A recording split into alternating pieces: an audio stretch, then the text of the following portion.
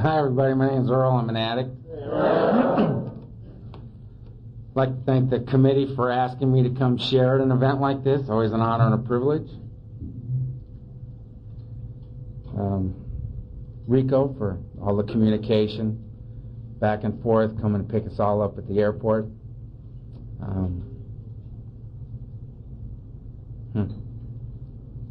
Quiet in here.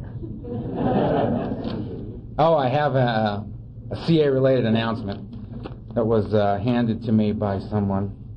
There's an individual in a state far away that is going to be getting a copy of this tape that goes by the name of Doom. And the message for Doom is, work the fourth step, you miserable son of a bitch. And it's signed a friend. So if you're listening to the tape, Doom, it's just a suggestion.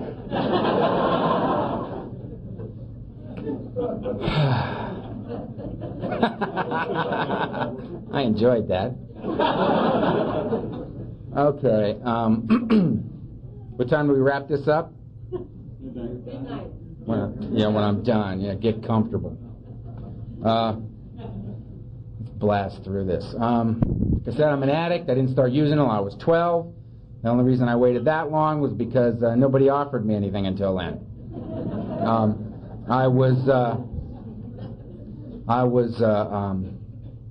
Daddy was rich, Mama was good looking, my sister was talented artistically, and I was in trouble. I was the way it went. I was sleepwalking, talking in my sleep, carrying on like a maniac in the middle of the night, scaring the hell out of my parents.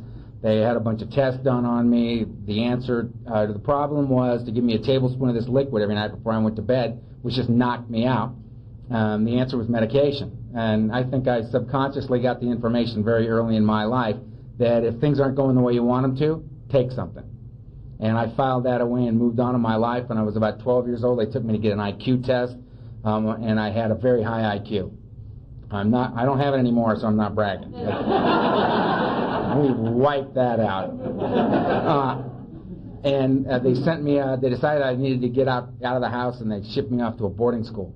But nobody informed me what we were doing, and we drove, a big caravan of family vehicles, and got to this place, and I got out of the car, and my father got out of the car, and he put a suitcase down next to me and shook my hand and said, "This will make a man out of you," and got in the car, and they all drove off. And the fact was that I was being given an opportunity for a wonderful education. The feeling was that I'd just been thrown away by the people who knew me best in the world, and I had no idea why.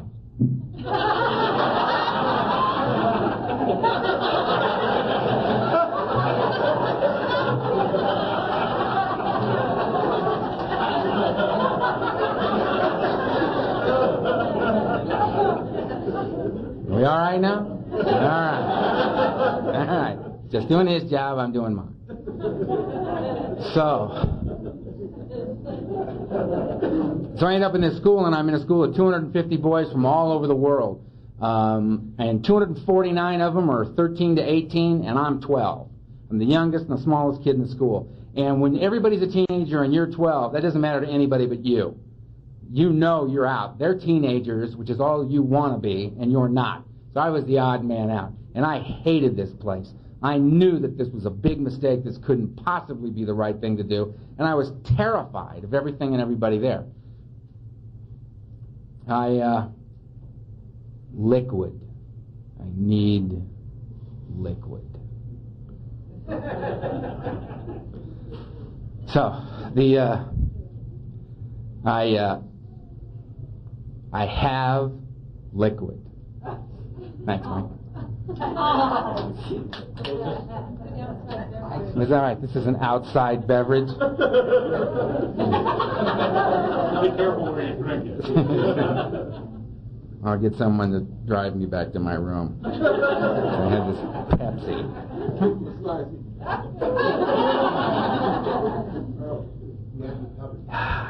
There's a real thing over there. That's right. The real thing. Yeah. That's right. Anyway, so I had no tools for living. I didn't need any tools for living. You know what I mean? Where I came from, I just went to school, went home, did my homework, went to bed, got up, did it again. And here I am in this place. this think tank for bright kids. I mean, it was like Lord of the Flies in this place. You know what I mean? We were all bright and disturbed and causing problems. And the first week there, I met Tiny, the biggest guy in the school, and he slapped me around, and I hit him, and he said, "You got a lot of guts," and then beat the hell out of me. And I remember, and as far as I was concerned, it went real well, because what I was terrified of this guy, and he had said, "You got a lot of guts," even swinging on me. And I got my first tool for living. I learned that violence masks the fear. So violence became my number one tool for dealing with the world. And word spread across this campus in like 30 minutes, watch out for this little Hightower kid. He's a maniac. He attacked Tiny.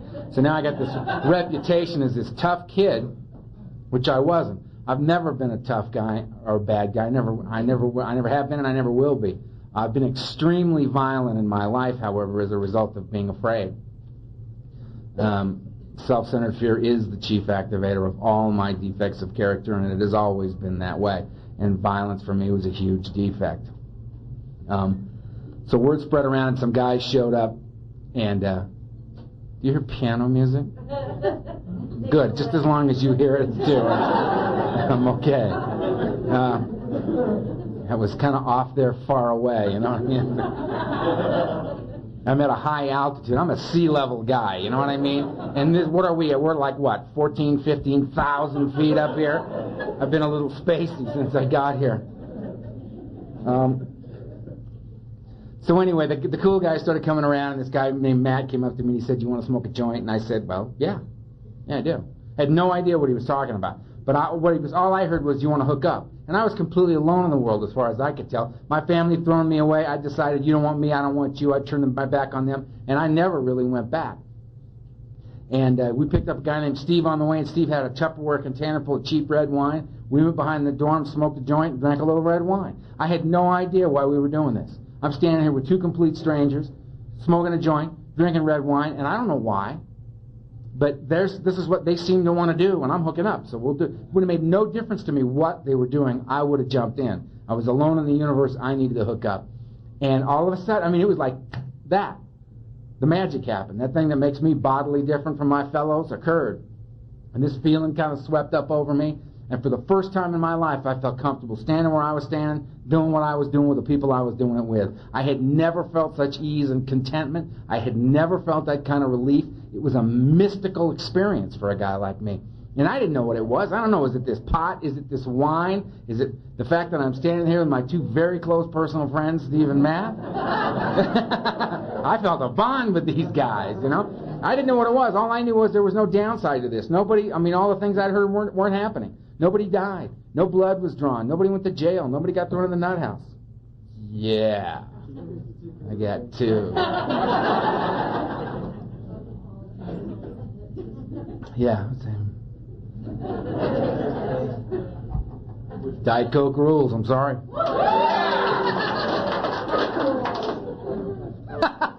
This guy over here is like, So that was the humble beginnings for me. No big deal. I just thought I'm doing this as often as I possibly can because there's no downside to feeling this fantastic feeling. So 13 was, that was humble beginnings. Pot and wine at 12. 13 was pills, any kind of pills. Tuinol, Placidil, Seconal. Loved all of them. Only reason I took them is somebody came up and said, "Would you like a couple of these pills?" And I said, "Well, yeah." Took them. You know, laid down on the floor, stayed there. Very comfortable on the floor. I felt very good down there. I thought there's absolutely no reason not to do this. So I took all kind of pills. All kind of pills. Lots and lots and lots of pills. 14 was psychedelics. I did about 650 acid trips. Got classified legally insane by the military several years later, but that's a whole other story.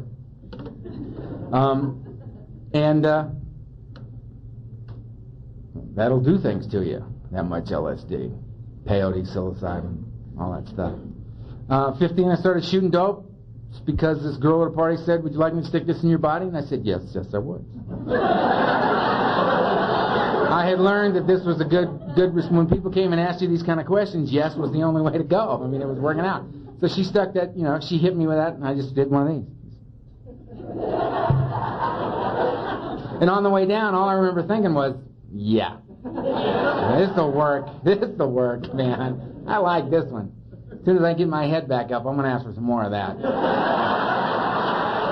And I did. And, you know, first time hanging out with some friends, I said, you want to snort some cocaine? And I said, well, yeah. We snorted some cocaine. I said, I like this. This is good. This is good. It stopped that nod thing from happening. You know what I mean? You know? Shoot more dope when you got that cocaine going. You know what I mean? Drink a lot more. Right? I mean, I remember when there was a period of my life later on where I was really making a concerted effort not to die as a result of my alcoholism and my drug addiction, and I was not drinking. I was doing 3-4 grams of cocaine and about 10 Quaaludes a day, but to me this was not getting high. This was just sort of a maintenance thing. You know what I mean? It was cocaine and Quaaludes. I was relaxed but alert. This was right where I wanted to be. Yeah, a very, very difficult line to walk. Actually impossible. You know those little those video car games, you know what I mean? We try to keep the car on the road and you're always off on the field and in the barn. That was me trying to hit that line with the cocaine and the Quaaludes, just all over the place. 16, I dropped out of high school, got thrown in my first nut house. They took me for 3 months of observation and a year of rehabilitation, which I thought was a little excessive. I eventually talked my way out of there. I did try to escape while I was in there. My big escape attempt, I mean, I'm in there taking 3 cups of pills a day and a shot when I can get one for acting out. And just shuffling around in there answering stupid questions. Having guys light my cigarettes for me. Having a guy stand there while I shave. And we were sitting in the cafeteria one day, and I ate all my meals with this insane woman named Kilday. Kilday was very entertaining. Kilday, you just say a few words to Kilday, and she'd just amp out and just go insane.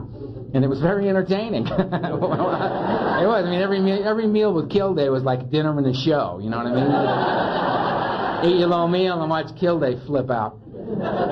So one day I decided I was going to make the big break. They had the exit signs like they've got here, except they were lit up green. Big green exit signs. And that was it, man. That was the word for the day. That's what I wanted to do, was exit. So I was sitting at the table, ready to blast out of there. And I said, Kilday was my diversion. I sent her spinning that way. And I was sitting at the table. I was like, ready, go! You know? And I'm hauling ass. You know what I mean? That's all I got. Because I forgot about those little 3 cups of pills a day. You know what I mean? And I'm doing my little Thorazine shuffle for the door. You know what I mean? The arms are working. I'm really trying to get out of this joint. And off from the nurse's station over the loudspeaker system, you hear, Lou, when you got a minute, you want to grab Earl? He's making a break for the door. Ed's over there having a sandwich going, yeah, I'll get him in a minute. He ain't going anywhere. So I had to talk my way out of that place. There was no escaping. But tools for living. If you're going to live my life, and your tools for living are drugs, alcohol, violence, and run, you got to know if you're going to get thrown in mental institutions, you got to get out before they get the Thorazine in you. If you don't, you leave when they say. It's that simple. So the next time I got thrown in the nut house, I blew out of there the first day. I created the diversion, blasted out, bells and whistles are going off. I got an intern right on my tail. I'm in this back lawn area, heading for this chain link fence with an intern right on my tail. And I'm like 16, 17 years old. I'm a high school dropout. I'm a drug addict. I'm an alcoholic. I'm at any moment hopefully an escaped mental patient. It's like my resume, you know? This is all I have to say for myself. And I know, though, if I make that fence, I don't have a problem. I don't have a problem if I make that fence because I'll be loaded in 20 minutes. LA's my town. I'll be loaded in 20 minutes, and that's all that matters because I drink and use no matter what. No matter what. In my part of town, they tell a lot of times, I hear people telling people that are new, just don't drink and use no matter what, which pisses me off. I think that kills people, telling them that. If I could just not drink or use no matter what, I guarantee you I would not be here tonight in this room in Snowbird, Utah, sharing my experience, strength, and hope with a group of people, the majority of whom I've never seen before in my life. Why the hell would I do that? Why? I hate to fly. Why would I get on an airplane and fly here and then have to turn around and get on another one just to get back? I wouldn't do that. I'd be at home on my sofa doing my thing, not drinking and using no matter what. But that does not address my problem. That's like saying just say no to a guy like me. Or the new one they got now, just don't do it. Shut up. that your ignorance is showing when you say stuff like that, man. That does not address my disease. That does not address my alcoholism, my drug addiction. That doesn't even come close to addressing the problem at hand. Just an opinion.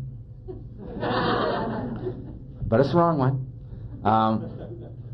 So anyway, I hit the streets. And I lived on the streets for 3 years, and you do what you do to get loaded in L.A. on the streets. Stay loaded on a daily basis. Ended up in college. Long story. We don't need to get into it here. Without a high school diploma. Cash will take care of that. Gave me a year's tuition. Said the transcripts were in the mail. Next thing I know, I'm 19 years old. I'm going to business college. I've become a drug dealer. I'm studying marketing, production, distribution. I'm applying it to my business. Business is booming. I've gone and gotten a GED. I got my high school diploma. I'm living with this woman up in Northern California.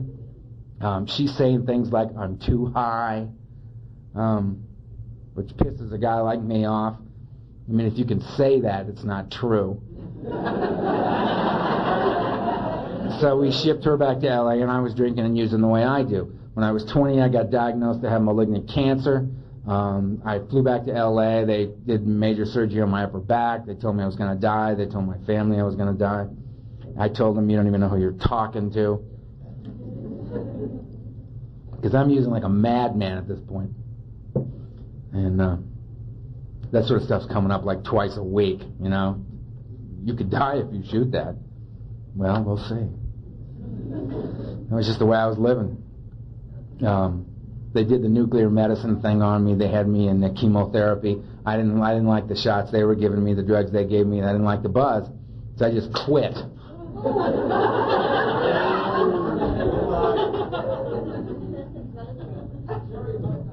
That was Reggie that hung that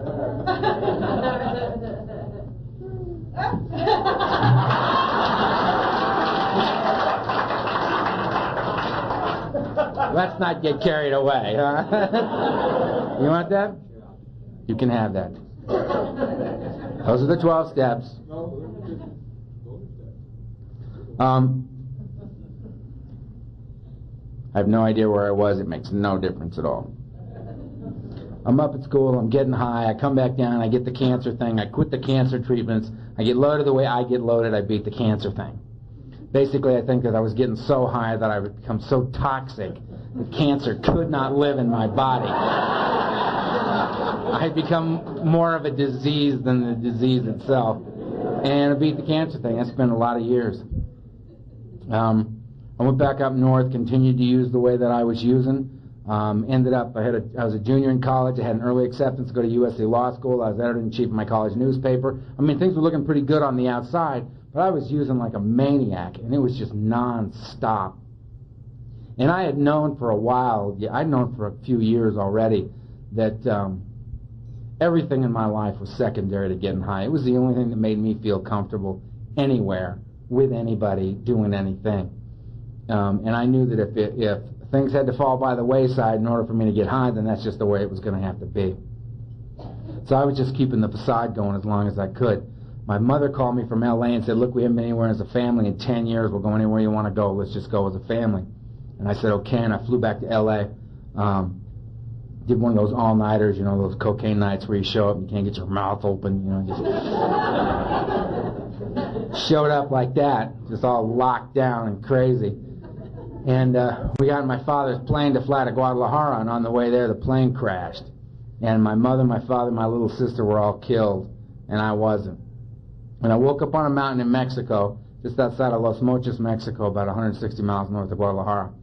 And my skull was fractured, my back was broken in 3 places, my arm was crushed, leg was crushed, I had a lot of internal injuries. I was paralyzed from the waist down, and I was awake. And but the only thing I could move was my right arm. And I laid there and I watched them all bleed to death right in front of me.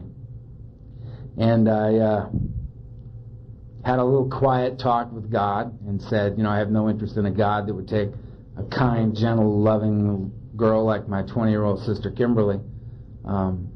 I'd leave a lying, cheating, thieving, dope fiend, alcoholic like me on the planet. I had no interest in a God that would do such a thing, and I renounced God. some guys came up and scavenged the plane wreck, took the money out of my wallet, scavenged what they could get off the wreck, and then went back down the mountain and left me up there to die. Had no more use for you either. I was out of the game. I had no interest in other human beings. I had no interest in God. I was going to get my ass down off of this mountain one way or another, and I was going to use the way I like to use, and anybody that got in my way, that was just too bad. I was one angry little son of a bitch with a huge habit, no tools for living other than drink and use no matter what. And I kept hitting myself in the side with my right arm because my back was broken, and it hurt so bad when I did it, it pulled me up out of the shock so I didn't shock out and die. And some guys eventually came up and they took me down the mountain, took me to a medical station, and they tagged my right big toe. They tagged me and then sat down and smoked cigarettes waiting for me to die. And I didn't. So they finally took me to the hospital, and they kept me there, and then they realized who they had, and they had me under I was under armed guard by the federales for 3.5 days and interrogated through an interpreter because they wanted to know what I was doing back in Mexico. I wouldn't give me anything for pain, and every once in a while they'd sit me up, and my back was busted, so I'd just pass out. And then they'd lay me back down, and when I'd come to, they'd interrogate me a little more, and then they'd sit me up, and I'd black out, and they'd lay me back down. It was a nice 3.5 days. I called a friend of mine up in Northern California whose family was out of Mexico City, and they got their company plane to fly in, pay a few people. So I got myself smuggled out of Mexico, flew me back up to Southern California, and I stayed in the hospital there for a long time. They told me probably wouldn't walk again, have a withered left hand, and be blind in my left eye. And none of those things are true. And they had me on maximum doses of Demerol every 3 hours around the clock. Right up until the moment I walked out of there under my own power. I had a special brace made with metal bars in the back that cinched up in the front and a cane. And I walked out of there.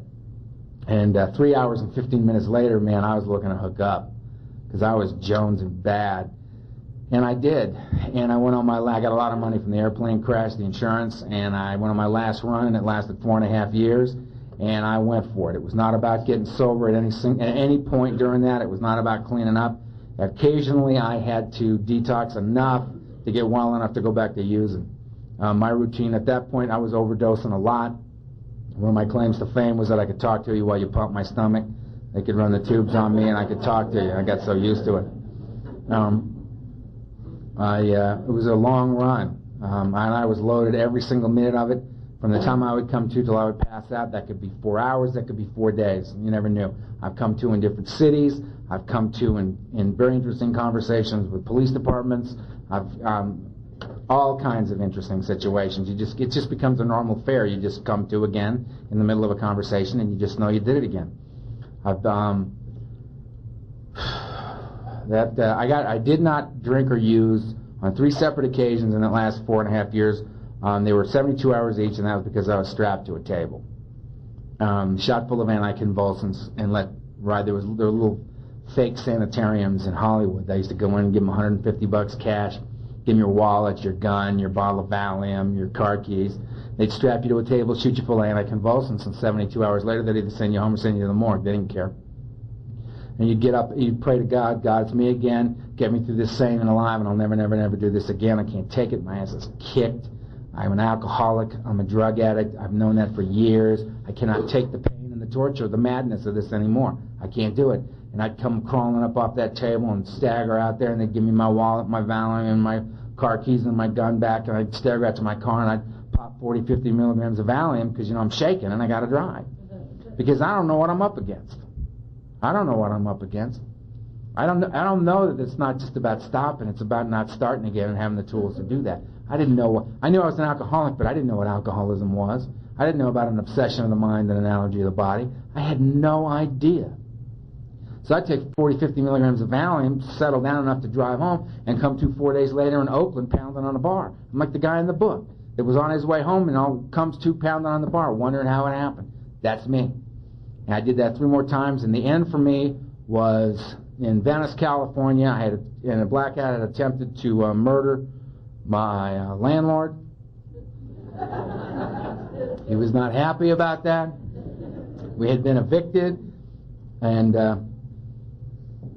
it was over. I came to, and it was over. I was yellow. I was quite literally dying of alcoholism. I had hair out like this, a beard out like this. I was 215 pounds. I was psychotic, and I don't use the term loosely. I could not distinguish between fantasy and reality. I would come to, and I'd think of something, and I didn't know if I'd done that. Somebody told me that. Did I hear that on the radio? I didn't know. I had been accused of murder in a blackout on one occasion. I have absolutely no memory of what happened. I was sitting at home drinking, just like I always was. Got a phone call, picked up the phone. I said, hello. Buddy of mine said, I guess it's not true. He said, I said, what are you talking about? He says, well, apparently you were at a party Friday night and you got in a fight and killed a guy. And I said, what? And I couldn't remember Friday. I had no idea what I'd done Friday. He goes, yeah, some friends of your family have talked to the district attorney and they got things set up for you to come down and surrender yourself and blah, blah, blah, blah, blah. And I said, well, call him back and tell him I'm at home. If anybody wants to talk to me, here I am. And things just drifted away. I don't know. I don't know. And those are crazy, wild things to have in your head. Well, I mean, when I was finished, both my paws were broken. I had 2 broken hands. I was 215 pounds. I was yellow. I was psychotic. I had almost 700 stitches in me. I'd broken 75 bones. I'd been stabbed twice, shot at. The violence had been extreme. My family was dead. I had no friends. I had no money left. I had no place to live. I burned my life to the ground. The only thing left was that my lungs were still breathing and my heart was still beating. I was a completely destroyed human being, and I had no tools for living that worked at all. And I threw up my hands and I said, help me. And they took me by ambulance to an emergency room, and they pumped my stomach one more time, and they said, get him out of here, he's going to die. And they took me by ambulance to another facility. They kept me 5 days. They said, he's getting worse, get him out of here. And they took me by ambulance down to a place in Long Beach, California, Long Beach General Hospital, and put me on a free bed. And I detoxed another 12 days in there, and they didn't make it easy on you back in those days, man. This was a while back. They kept me from. I only had one convulsion while I was in there, which was pretty good for there. They kept you just this side of it, and it was. And I spent another 30 days on a free bed in there with a counselor guy. And I learned one thing while I was in there. If I didn't want to die, I could never drink again. Could never use again. And if I didn't want to do that, I was going to have to find a place called Alcoholics Anonymous and get involved in it. This was back before there was any CA. And I said, okay. And I remember your Friday night speaker, Sam, was the first speaker I ever heard. When they just got me out of detox. And those places, out of detox meant if they stood you up and helped you, you could walk. And this guy had me, and he gave me a third of a cup of decaf in a styrofoam cup. And I was just shaking like a dog, man. And they helped me in, and I sat down. There was a panel coming in, and this panel was Sam. And he had like 21 years of sobriety at that time. He was going to be 40 in January. And this guy started talking, and he was funny. And he was talking about, all these crazy speed runs that he was going on, and that he'd gotten clean, and he decided to write them down. He wrote a couple of them down, and they ended up as 2 episodes of Mission Impossible. He sold them to Mission Impossible. And I was thinking, and he made me laugh. And I was sitting there, and I was so crazy. I heard this sound, and it was me laughing. And it was only at that moment that I realized I hadn't laughed in a long, long time. And that made me so sad. I just sat there and cried, shaking with my little cup of coffee and crying, listening to this madman at the podium saying he'd been sober 21 years. And I thought, no way. No way. Because it sounds like he is like me. There's no way you could do that. And shuffled around. I left that place, and through a series of circumstances, I found Alcoholics Anonymous. It took me about another year and a half. I didn't drink. I haven't had a drink since 1978, but I've been clean and sober since November 6, 1980. So in November, I'll have 16 years of sobriety. And that's impossible. Nah, man, you just applauding yourselves, because you're applauding yourselves because there is absolutely no way I could stay clean for a day. I couldn't stay clean for a day until I found this place. No way. And I wandered into the basement of a church on a Friday night at 8:30 in West Los Angeles, and I sat in the back with my arms folded with my best "fuck you, get away from me" look on my face, because I was scared to death, man. My tools for living didn't work anymore. And I was a terrified, wounded little animal sitting in the back of a room who had no idea how to be in the room. I'd been underground since I was 14 years old. I had no idea. I had no sense of family, of being a family or being a part of that kind of a structure or unit. I had no sense of community. I had not been a part of my community. I had no sense of social systems or how they worked. I had no idea. I'd been an addict my whole life. I didn't know anything about it. And I had done some very crazy things out there. And I had no place else to go but this room. And I sat in the back with my arms folded, looking crazy, because that's what I was. Because if you came up on me and said that I was no way I could talk to you. If you came up to me and said, "How you doing?" the answer was, "I don't know." If I'd have been honest when I came into recovery, if you had walked up to me and said anything to you, I would have just opened my mouth and started screaming. Because that was all that was inside me. I was out of my mind. And I was terrified that if I couldn't do this, I was going to die. And I was at that point, I am a low-bottom, hope-to-die, dope fiend alcoholic of the hopeless variety. That's who I am. And I'm here tonight to tell you that low-bottom, hopeless alcoholics and drug addicts can recover in these rooms. My life was destroyed. I got here the only way I could get here, and that was that I had no place else left to go. So I sat in the back of the room, my arms folded, and the guys with some time, they stayed off of me because they knew who I was. They'd been me. They knew you don't go up on a guy like that. It's not about being tough. It's about he's a very frightened, crazy individual, and if you get up on him, he'll get violent. So they stayed away from me, man. They called out across the room, and they said, "Brother, we're glad you're here. There's some coffee over there. We got a seat for you right here. Welcome." Which I love, man. I said, "Cool." They got the message, you know. And I went and I got my coffee, and I went and I sat down. Dying inside. Can't let anybody know what's in here. Cannot. Hadn't for years and years and years. Hadn't asked anybody for anything in a long time. But every meeting's got a guy who's new, who's just caught fire with AA, and he's going to give it away tonight. You know what I mean? And they had one, a guy named Vegas. Vegas saw me, and all he saw was new guys. So he came up on me. He said, "Hi, I'm Vegas. I'm an alcoholic." And I said, "So what? Ain't exactly the highlight of my life. I don't know what you're so happy about. Get away from me, man." And he looked at me and he said, "Keep coming back," and turned around and took off. And I thought, great, keep coming back. That's going to help about 3 a.m. when I'm losing it one more time. It meant nothing to me. Keep coming back to a guy like me, it meant nothing. Neither did one day at a time. Neither did turn it over. Neither did easy does it. What the hell does any of that mean? When you're fresh off the street, crazy out of your mind, and man, you slip up once you're dead.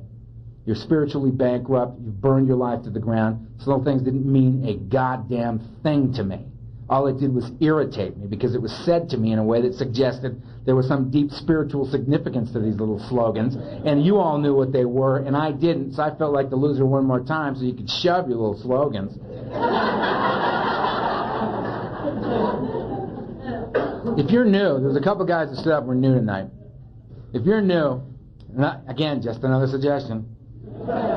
If you're new and some guy walks up on you and says, "Hey, bro, keep coming back." Or, my favorite, "Just turn it over." Right? Says that to you, step up to the plate, man, say, "Excuse me. I don't understand the deep spiritual significance of turn it over. Would you mind explaining that to me a little bit?" Well, if in my neck of the woods, if they're honest, they would, about 70% of them would say, "Well, you know what, I don't really know what it means either. I came in, they said it to me, you came in, I'm saying it to you. I don't really know what it means." If there's a guy over there that reads the big book, let's go ask him, maybe he knows. So I sat in the back, and this old-timer got up, and he was like 65 years old. He was a Skid Row bum. He was an ex-wino, and he was an ex-boxer. And I thought, I'm none of those things. This guy knows nothing about me. Because, see, I came in here being able to spot the differences between you and me immediately.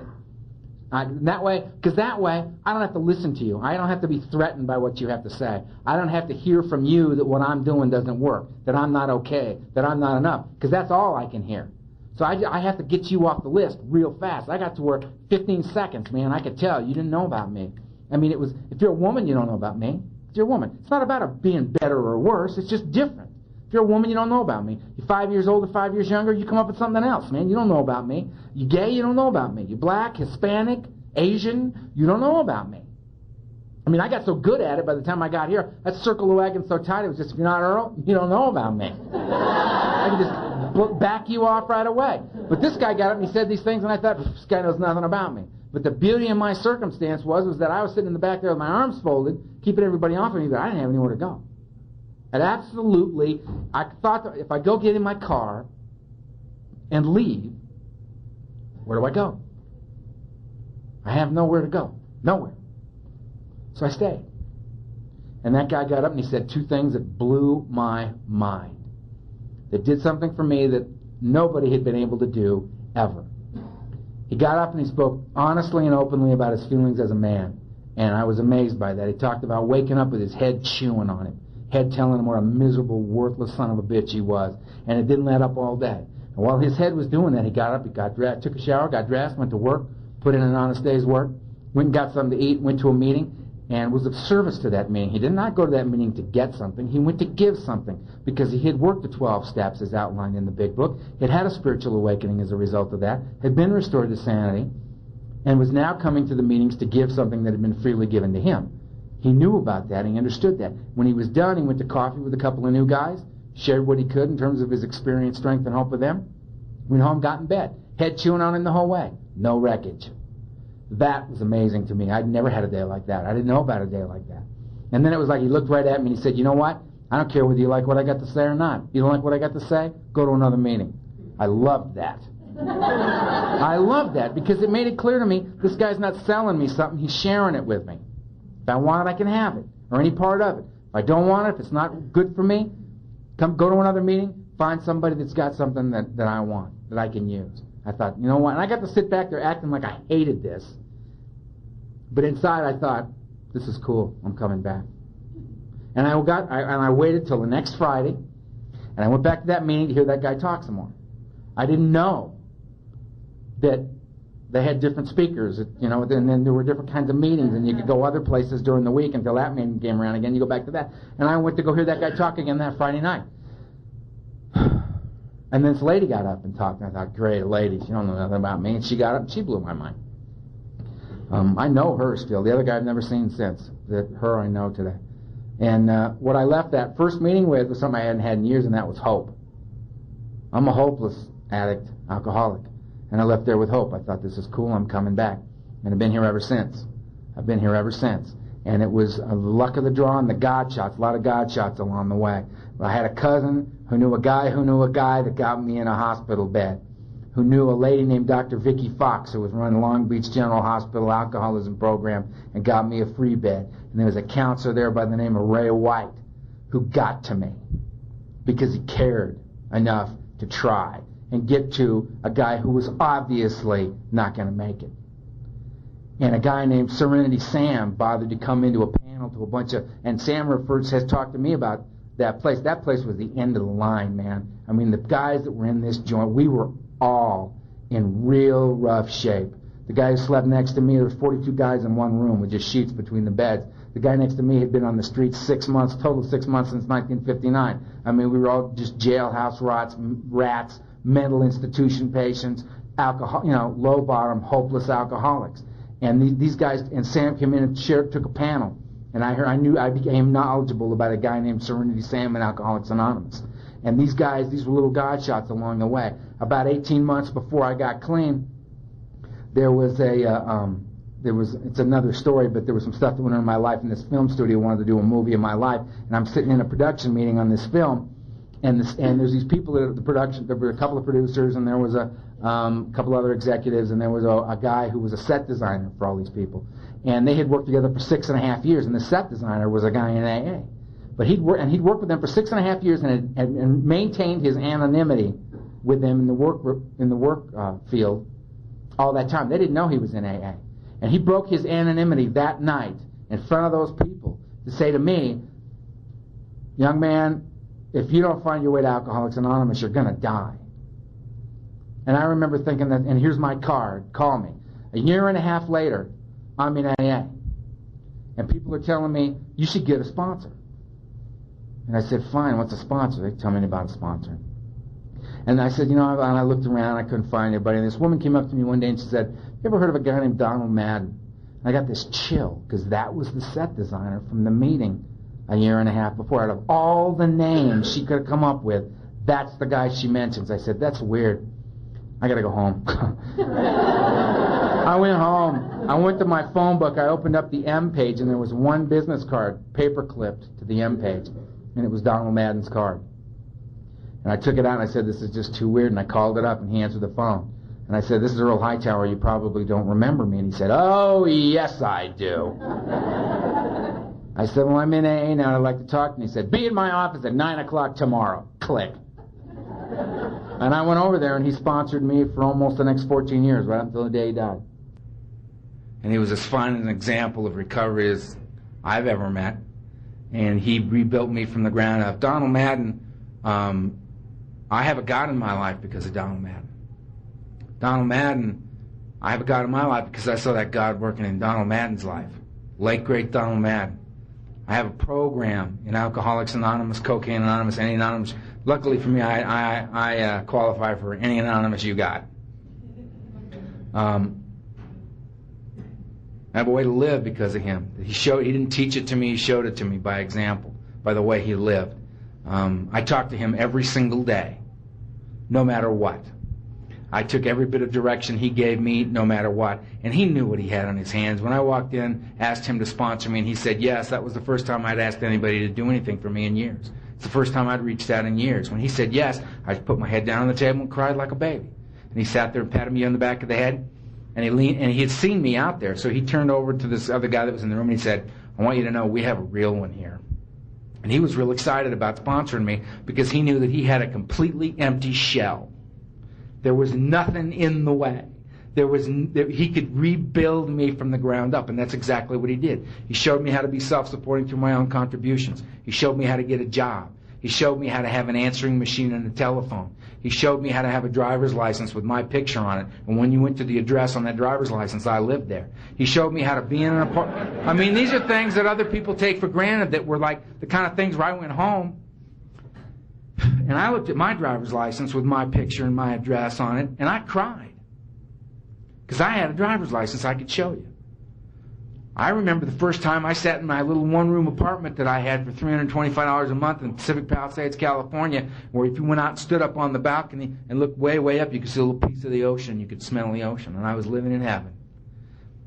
I remember when my phone rang, and it didn't frighten me, and I went over, and I did not wait for the answering machine to pick it up to screen the call. The phone rang, I walked over and picked it up and said, hello. Somebody said, Earl? And I said, yeah, this is Earl. I started crying. Because I didn't know how to do those sort of things. Those were things that I didn't do in the world that I came from. But I lived in that apartment for 6.5 years, and 3 people saw it.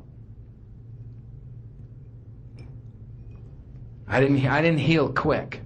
I never took a chip. I didn't take a cake until I was 3 years sober, and I didn't say a word in Alcoholics Anonymous until I was 2.5. And the only reason I did that was because my sponsor said, if you don't open your mouth, if you don't open up to this deal, you're doing everything you're supposed to do. I mean, I called my sponsor every day. I was in 7 to 9 meetings a week. I had commitments at meetings. I was cleaning up after meetings. But I was the guy in the back nobody knew. I remember one night we were at Ohio Street, Saturday night Ohio Street, and Donald was the secretary, and all his guys, we all had the commitment. And the speaker was up speaking, and I was standing in the back of the meeting just caving in, man. I just couldn't walk another step. And I was standing in the back just thinking, you're just a worthless piece of shit. You're never going to make it. You're no good. You never will. And I was just caving in. And Donald was up sitting on the front, and he turned around and he saw me back there. He saw me. And he got up in the middle of the meeting. Got up, walked right up to the front of the meeting, tapped the speaker on the shoulder, said, excuse me. The speaker stepped aside. Donald stepped up to the microphone. He said, Earl! And I'm in the back of the meeting, and I just... and he looked at me and he said, we're having a meeting. And I went, right. Okay, I'm at the meeting. And then he just stepped aside and brought the speaker back to the podium and sat down. The whole meeting was going, who the hell is Earl? I'd been there for 2.5 years. I did not heal quickly around here. It took a lot of time for a guy like me because I started with nothing. And he told me to speak, so I did. And it terrified me. I am not one of these guys. I speak now all over the place. I'm flying everywhere every weekend, talking all over the place. Last year I spoke at 27 conventions and probably 2 or 3 meetings a week during the week. I talked to about 100,000 people last year. And the only reason I did it was because that was 1995 and Donald died in July of 94. And I was going to go all over the place everywhere and tell people. I didn't say no to any AA requests for a year because I wanted to travel anywhere anybody would have me and let people know that there are guys like Donald Madden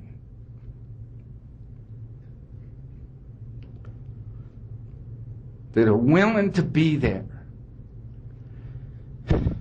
for guys like me who don't deserve a second chance, don't deserve another breath, don't deserve a moment of peace, should never know serenity.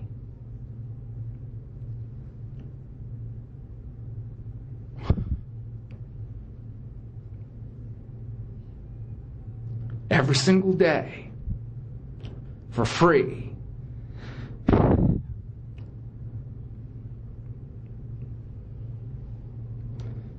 Doing something that nobody else on the face of the earth could do. Except another dope fiend. Except another alcoholic. Nobody in the world. I hate getting emotional at meetings. God.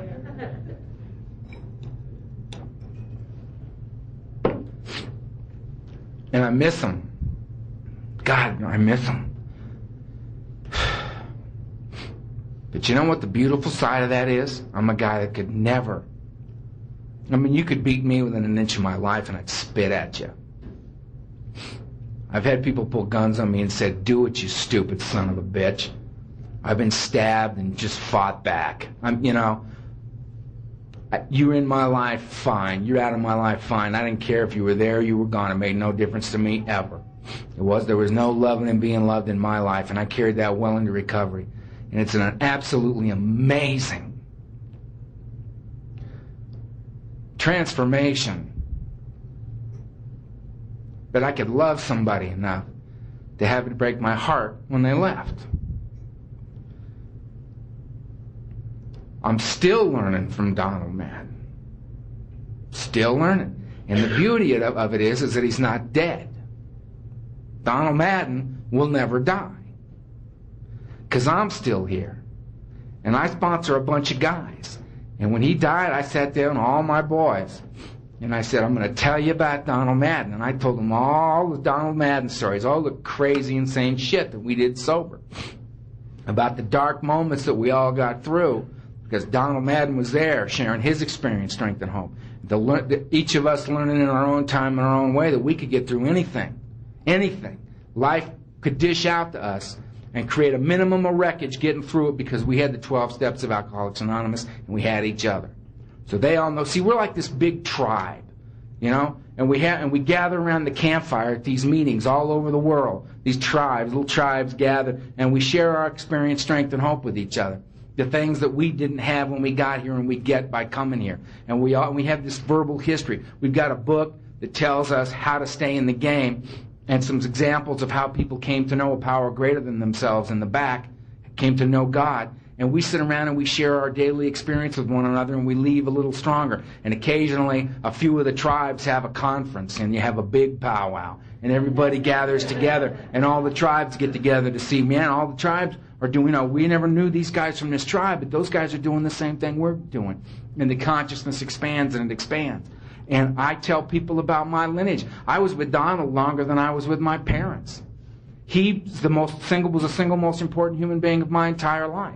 And he loved me when I was unlovable. Taught me how to have friends, how to be a friend by being one to me. I'm a product of Donald Madden, flat out.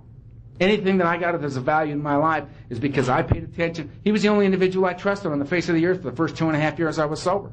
Trusted no one else. Talked to no one else. And he's the one who forced me to expand that circle and introduced me to Christopher. And Christopher became my closest friend and is to this day. And we were both sponsored by Donald up until the day he died. Donald was sponsored by Norm Alpe. He was sponsored by Chuck C. He was sponsored by Bill W. That's my line. Those are my guys. And all the guys that I sponsor know about those guys and have heard those tapes and have listened to those people. And have understood that the message that has been passed on is intact. That nobody has messed with the message. There's no as Earl sees it in the message that I pass on from the one Donald gave me. And there's no as Donald sees it. It's just right on back up the line. And it's straight out of the book. And I stay pretty much out of the controversy in AA and CA and all that. When all the shit hits the fan, everybody gets into the controversy and all everything's a big goddamn debate and all that stuff. I just go outside and see if there's some new guy standing out there and I go, how are you, man?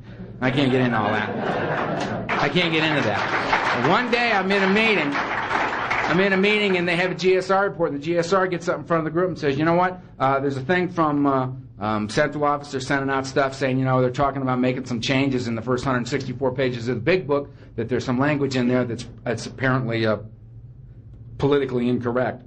And the guys in the meeting knew me, they all just looked at me. And I stood up and I said, I have an answer. And everybody was shocked because I don't get into that stuff. And I said, you know what? I agree that there is some language in the big book that is politically incorrect. And no, you should not change the first 164 pages of the big book, and you won't. If I ever have anything to say about it, let me change one goddamn word in that book. Not one word. If you try to, you will create terrorists within AA that I will lead in an assault on your organization. Don't you do that. Because, I mean, what are we going to do? I mean, 5 years from now, you know how we are. I mean, you know what I mean? We'll get that result. We'll have to dig up some other bullshit. You know, in 5 years, something else will be politically incorrect. So we'll change it just a shred then. Just a tiny bit. Doesn't seem to affect the impact or the message as a whole in the book. And then we'll change it a little bit, and then a little bit, and a little bit, and a little bit. And then when my grandchildren come to AA, which you know they're gonna, when my grandchildren come here, what are they gonna get? What are they gonna get? If it works, don't fix it. It works. It works better than anything has ever worked in the history of man as it regards this illness, this thing called addiction. It's ours, and we got to protect it. So I threw a fit over that one. They had to like walk me around. I lost my mind, man. I mean, I could just see Donald spinning in his grave, man. Just change the big book. Shut up. You know, and so I mean, and I've done the work in the book, and I've had a spiritual awakening as a result of doing that work. Of doing the work. There's a symbol, it's a circle with a triangle. In AA, it's unity, recovery, and service. I mean, it's the same ancient spiritual symbol. It stands for mind, body, and spirit, brought together as a whole human being, and therein lies the balance I never had drunk or sober. And I needed to do the work on that kind of a spiritual path, on that kind of a fundamental level. And Alcoholics Anonymous and Cocaine Anonymous are right in line with that. Unity is the body, I bring it here. I got to bring my body with you. Left to my own devices, I'm drunk and I'm dead. This is the way it goes. I got to be with you. I got to be with you. The recoveries of the mind, the greater aspect of my disease. It's what it tells me. It's about, everybody in here's clean now, man. It ain't about getting clean. It's about not starting again. Why do we keep coming back here to not start again? It's about how do you not start again? You got to deal with the obsession of the mind. Because your body won't take you out there, man. If you're sitting here physically clean, the phenomenon of craving, a physical phenomenon, has been addressed. You don't have it. But you got the obsession of the mind, that thing that when you're sitting in a meeting says, you know, I never got to have a SEMA. And I bet I could have just one of those. Those things that float through that are madness, that are the evidence of madness. Right? The recovery of the mind, how you recover the mind is you work the 12 steps. That's what they're there for. That's what they're outlined to do. Step 1 is what's the problem? Lack of power is my dilemma. I may be sane in every other area, but when it comes to the question of drinking and using, I am uniquely nuts. And I must address this problem. Lack of power. I'm powerless over it. Whole life's unmanageable as a result of it. If lack of power is my problem, what's my solution? Step 2. That a power greater than myself could restore me to sanity, soundness of mind, relieve me of the obsession to drink. Knowing that, I can go get loaded. So I better make a decision to do something about it because it is a program of action. What am I going to do? Step 3, I'm going to make a decision to turn my will and my life over to the care of God, as I understand Him. Well, that's what you turn over, your will and your life. I get it. So I got down on my knees, said my 3rd step prayer, got back up, and it said, you got to embark upon a plan of rigorous action right now. Okay, what is it? 4 through 9. 4 and 5 is me, 6 and 7 is God, and 8 and 9 is you. Nobody else to play with. 4 and 5, I do a thorough inventory on resentment, fear, and sex, 4 columns. Write it all down like it says in the book. Swallow large chunks of truth about myself. Another individual comes in the house, I read it to him before God, he leaves the house. 6 and 7, I hook it back up with God. Humbly asking Him to remove my shortcomings. I'll remove the wrong shit. Leave it to Him. I do that. That's with God. 8 and 9, a lot of conversation in the book about that, because then you're going to let me near other people, and that can be dangerous. So they're very, very clear about what they want me to do. I actually leave the house for the first time in the steps. Say, I'm very, very sorry. Here's your money. And I go back in the house. They give me 10, 11, and 12 to keep me in the game. 10, 11, and 12 is the same 3 things. It's me, God, and you in the same order. Me, God, and you. Me, God, and you. Me, God, and you, 4, 5, 6, 7, 8, 9. Me, God, and you, 10, 11, and 12. Same order. Because I got to get it right here. So 10, I continue to take personal inventory, and when I'm wrong, promptly admit it. If I wait, I'll fester. I'll be filled with resentment. It's the #1 offender. It kills more alcoholics and drug addicts than anything else. I got to get rid of it now. So I do a daily inventory on that to see where I'm at. And if I got amends to make, I make it. Step 11, action step. I seek God. How do I seek Him? Through prayer and meditation. What do I pray for? Knowledge of His will for me and the power to carry that out.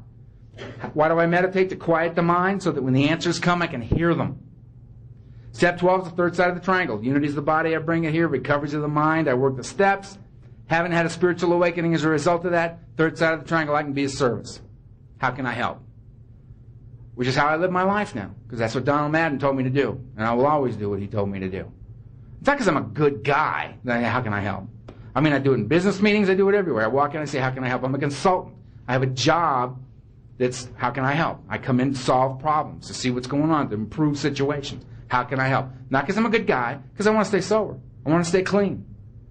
That's why I do it. I'm very clear of purpose here. I'm here because I don't want to die. I don't want to die a miserable, lonely death. I don't want to dance with that beast ever again. Ever again. I like it here. Had a hard couple of years. So what? Life on life's terms, man. I've taken some shots the last couple of years. My world's been rocked fundamentally. 7 of the top 10 most stressful things a human being can do, I did in the last 18 months. 7 of them. I was rocking, man. And at one point I got so angry, I stood up and this is true, I was raising my fist to God. I was getting up to raise my fist to God and just say, make your point. Just make the goddamn point and let's move on. I'm right here. I'm listening. Let's wrap this up. And as I'm going up, just that, and I just sunk to my knees in tears. And I put my hands up and I just said, tell me what you want me to do. I surrendered one more time. And the phone rang. I picked up the phone. Earl Hightower. Just surrendered one more time. This guy picks up the phone, and this guy says, hi, Earl. I've known you around the program. I got 8 years clean. I've been thinking of asking you to sponsor me for a couple of years, but I've been afraid to ask. And I just took a chance and thought I'd call you right now and ask you if you'd sponsor me. And I just thanks. Yeah, of course I'll sponsor you. Here's what we're going to do. Read the doctor's opinion in the first 8 pages of the bill story and call me back in half an hour. He said, great, I'll do it. Thanks a lot. I hung up. And I was back in the game. I was back in the game, doing the things. I've had a lot of shit come down in the last year and a half, and I got very little wreckage. Very little wreckage. And it's a result of being a member of this program. It's a result of taking this thing seriously. I don't take myself that seriously anymore. Like standing right here, right now, my left leg is completely gone. It's completely asleep. I am standing like a crane up here. Because I got a few back problems as a result of breaking it. Once in the plane crash and again in sobriety. I've led an interesting life sober, too. Which is enough. And it's just asleep. So if I just tip over, just stand me back up, I'll be all right. I have a great life, man. I have a great life. I have another sponsor. I've had a sponsor. We were waiting for them to come get Donald's body, and I was on the phone asking Al to sponsor me. I said, Al, Donald's dead. Will you sponsor me? He said, sure, I will. And the reason I asked Al is because when I was new, Donald said to me, pay attention, that guy's a good man. And I knew Al loved and respected Donald, and Donald loved and respected Al. So when I went to Al, he said, don't worry, man, I understand. This may take a little time for you to warm up to this. You take the time you need and know I'm here and I love you. And that's what I've needed. And it's been hard for me to hook up with him, but I got a new sponsor. I go to a lot of meetings. I share my experience, strength, and hope a lot. I don't speak that much in L.A. anymore because I need to go back home. I spent 3 days out on the road doing this. I got to go back home, and I got to get refueled, and I got to listen, and I got to set up chairs, and I got to clean up meetings, and I got to work with the guys I sponsor, and I got to hook up with my peers in AA that I've been with for 15 and 16 years and share openly and honestly about where I'm at as a man and what's going on in my life. And I party like a madman, man. I have a very good time. I have a good time. I do things sober that a lot of you might be offended by. My only response to that is then don't do it. You live your life and I'll live mine. Who I get to come to know in here is me. Who I got to get comfortable with is me. And I get to be Earl. See, that's the whole point. I get to be me. And you get to be you. Who you're going to meet in here if you stay and do the work is you. And I guarantee you when you get there, you're going to be pleasantly surprised.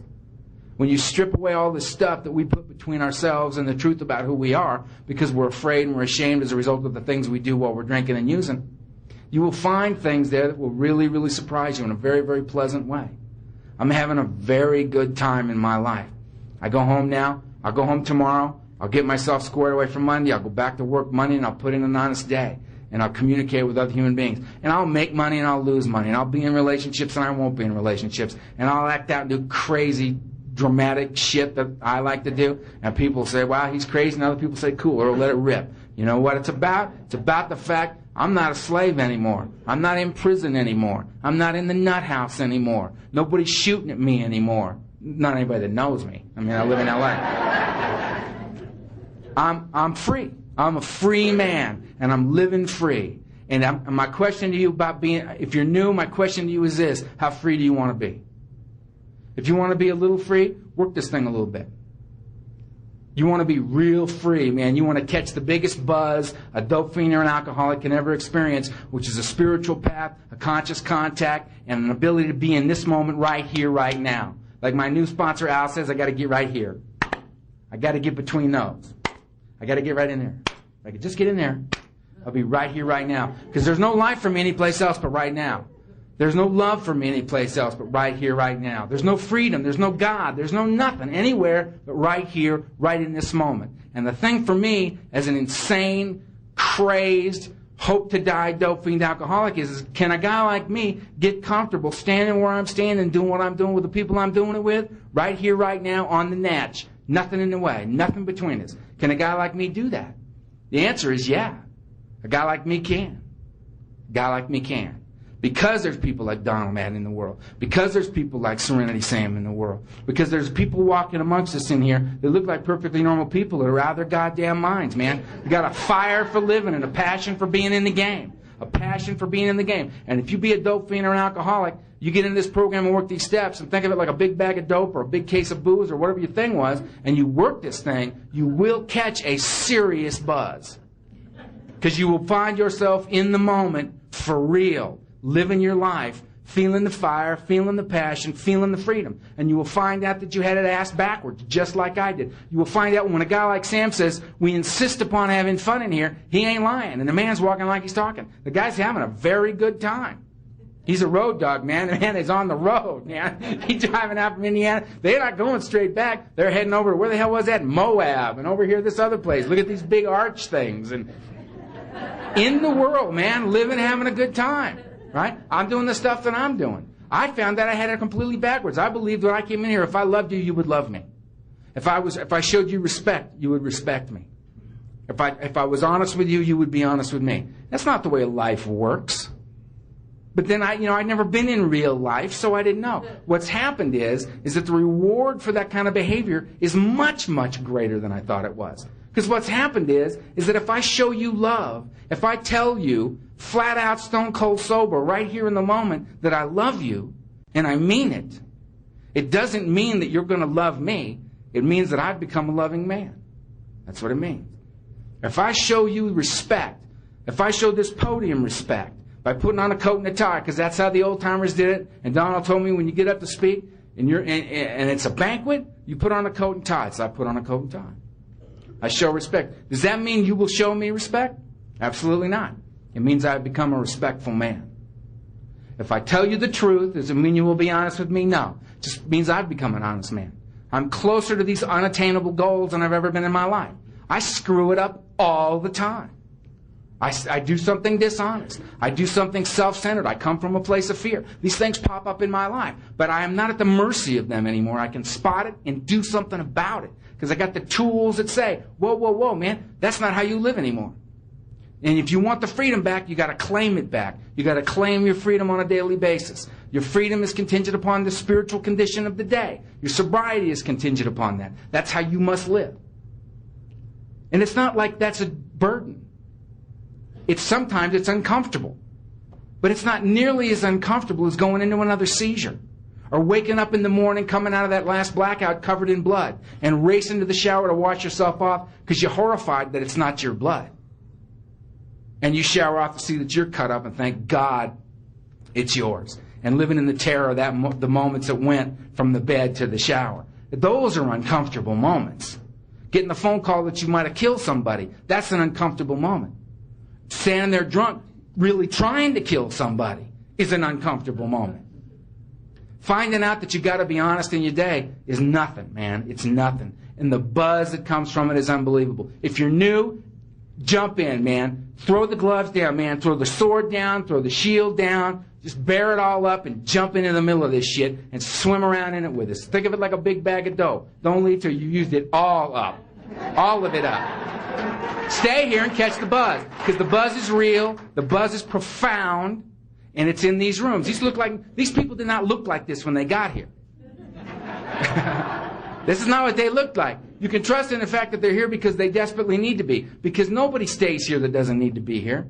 And many, many people leave that do need to be here. Unfortunately, it's not necessarily for people who need it. It's for the people who want it. Want it more than anything else. If you make this your primary purpose and you step into this game and you do this thing, what can happen is that you will find the ramifications of doing that are profound. That will affect every single area of your life. Every single area of your life. If you're new, please stay. If you got more time than me, thank you. Thank you for being here. Thank you for showing up. Thank you for showing me the way. God bless you. Peace.